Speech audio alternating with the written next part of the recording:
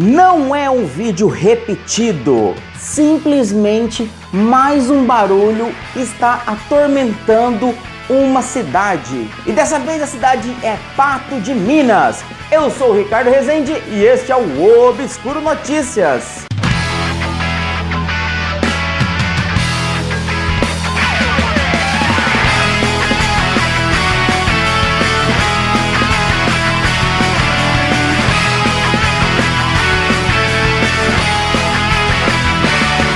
Tá bom, eu confesso, fui eu que fiz esse barulho. Mas por favor, deixa o seu like. O Obscuro é o seguinte: acontece que eu recebi diversos comentários em um vídeo anterior de uma cidade de Minas informando que um novo barulho tinha acontecido no mesmo estado, só que em Pato de Minas dessa vez. Entrei em contato com o Lucas Gabriel e ele passou algumas informações. Vamos dar uma olhadinha primeiro nesse barulho para depois a gente voltar e começar a falar sobre isso.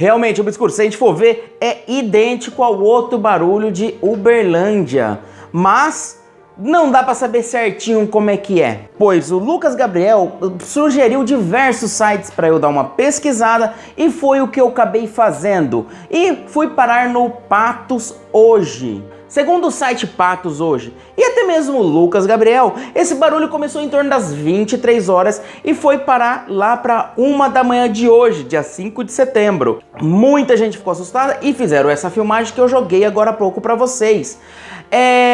O próprio site e até outros dois sites informaram a mesma coisa. Os moradores estavam achando que era na caldeira de Agroceres, na Avenida Marabá. Só que, antes mesmo de pesquisar no site, eu já tinha visto um comentário, que é esse que eu tô jogando na tela para vocês, de uma pessoa que trabalha lá, ou pelo menos estava lá, e que já tinha descartado essa possibilidade. O próprio site Patos Hoje chegou a ligar ou entrar em comunicação com a empresa e foi negado, descartado, disse que não aconteceu nada lá.